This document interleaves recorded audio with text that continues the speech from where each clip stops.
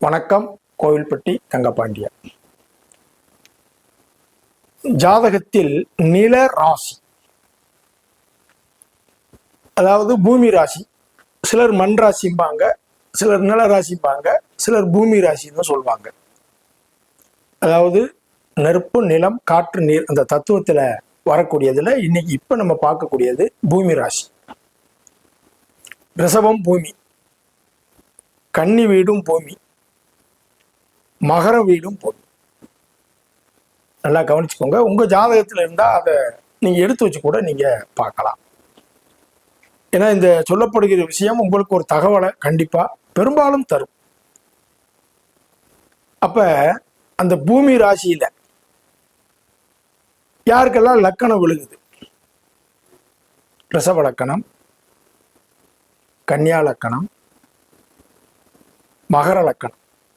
இதுல லக்கணம் விழுந்தாலே இந்த ஜாதகருக்குன்னு ஒரு பூமி மனை யோகம் உண்டு அப்படிங்கிற விஷயத்த இந்த ஒரு இதுலயே நீங்க சொல்லிடலாம். இந்த ஒரு விஷயத்திலே நீங்க சொல்லிடலாம், ஆமாங்க எனக்கு இருக்குங்க. அப்ப சிலர் சொல்லுவாங்க, நான் ரிஷப லக்கணம் இல்ல மகர லக்கணம், கன்னியா லக்கணம், எனக்கு இது வரைக்கும் ஒரு சொந்த இடம் இல்லைனாலும் வரும்னு சொல்லுங்க. பெரும்பாலும் 90% பேருக்கு அது உண்டுங்கிறத சொல்லியிருங்க. சில கிரக இணைவுகளை வச்சு அது கால அளவு மாறும், கொஞ்சம் லேட் ஆகும், ஆனால் உண்டு. அப்ப இந்த லக்கணத்துல இருந்து எனக்கு இல்லைன்னா வரும். சிலருக்கு அந்த கால அளவுகள் மாறும், இதுதான் மாறுமோ தவிர பூமி யோகம்ங்கிறது கட்டாயம் 100% இருக்குன்னு நீங்க நம்பலாம். சரி, இந்த பூமி ராசியில யாருக்கெல்லாம் செவ்வாய் இருக்குது அல்லது செவ்வாய் பார்க்குது, நல்ல தரமான பூமி உண்டு, நிச்சயமா உண்டு. செவ்வாய் பாவியாச்சே சார், செவ்வாய் ஒரு பாவக்கோளாச்சே, ஆனா அவர் மங்களகாரகன்.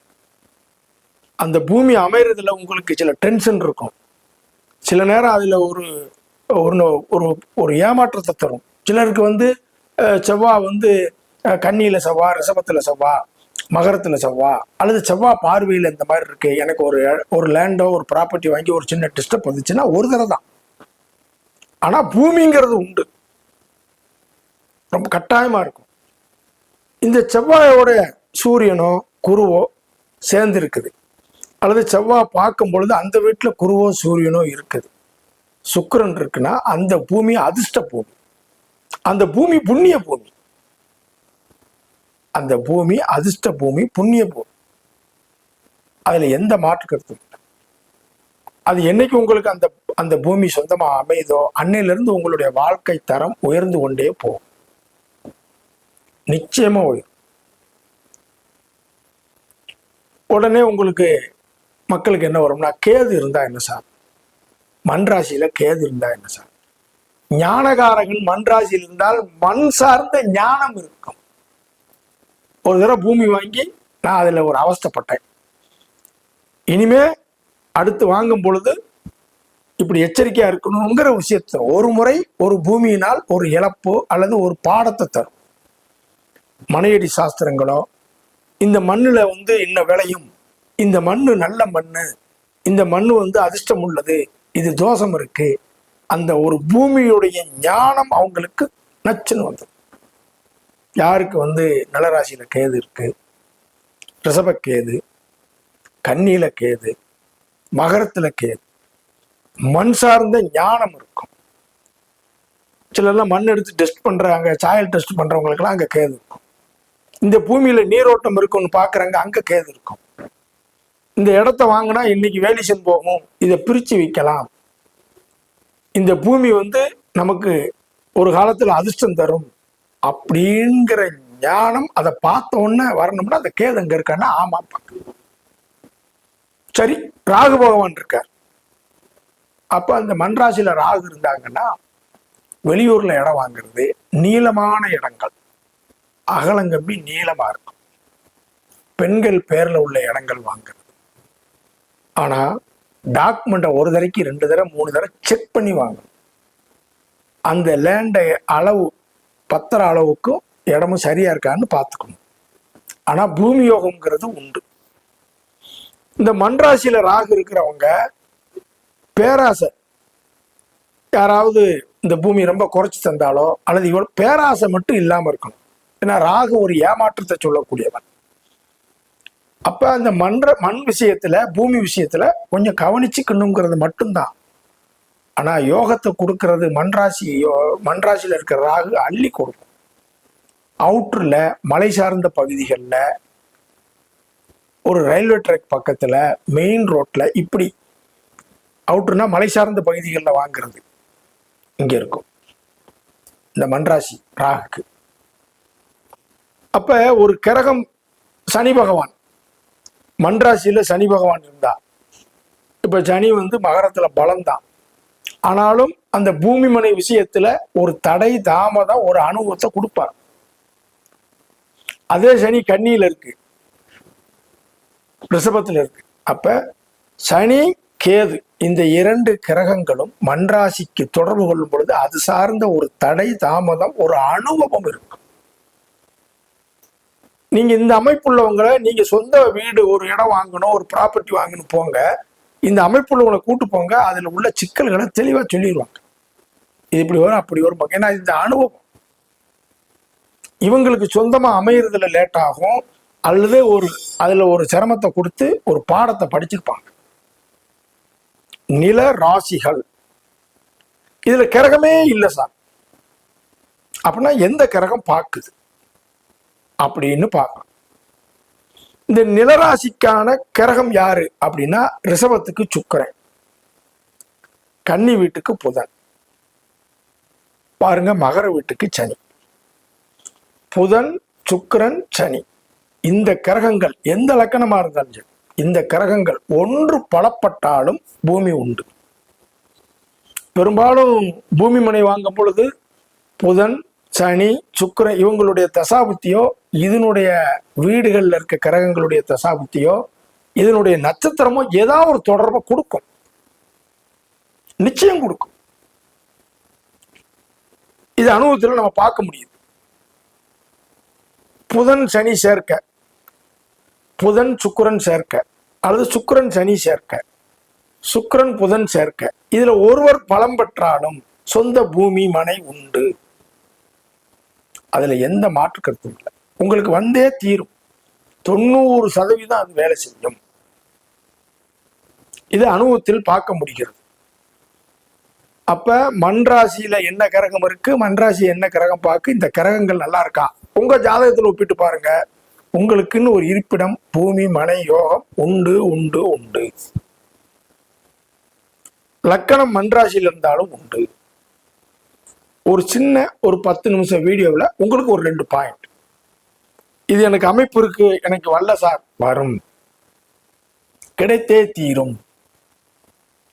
சூரியன் கேது, குரு கேது அல்லது குரு சூரியன், இவர்கள் யாராவது ஒருவர் இந்த மண்ராசிக்கு ரிஷபம் கன்னி மகரம் இதில் தொடர்பு கொண்டால், கோயில் பக்கத்துல அந்த பூமி புண்ணிய பூமி, சொந்த இடத்துல கோயில், இப்படியெல்லாம் அதை சொல்லிக்கிட்டே இருக்கலாம்.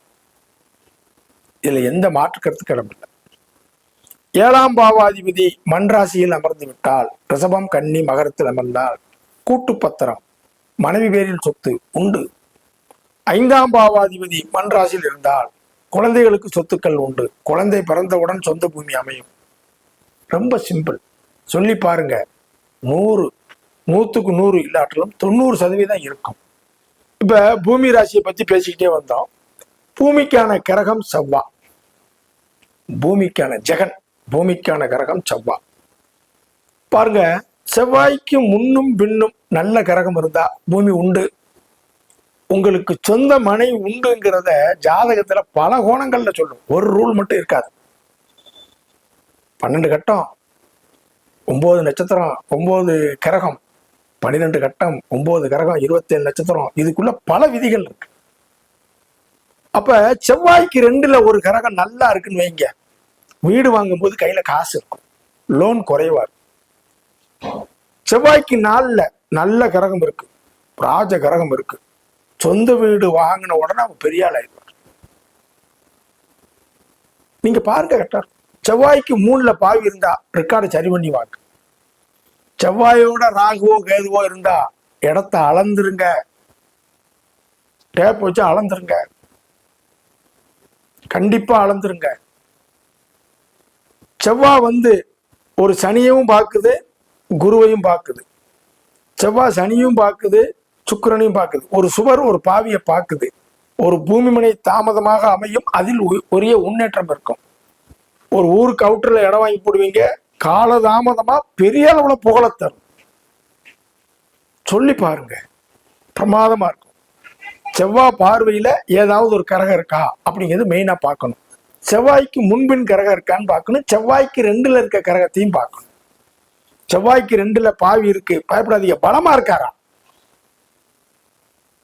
செவ்வாய்க்கு 2 கூட பலமா இருக்கானா பக்கத்து பக்கத்து சொத்து அமையும், அடுத்தடுத்த வருஷங்கள்ல ப்ராப்பர்ட்டி வாங்குவாங்க. செவ்வாய் பார்வையில ஒரு நல்ல கிரகம் இருக்கு, அந்த கிரகம் லக்னத்துக்கு 4 கூடவனா இருக்கானா அப்படின்னா இவங்க வீடு கட்டும் போதெல்லாம் சுபகாரியம் நடக்கும்.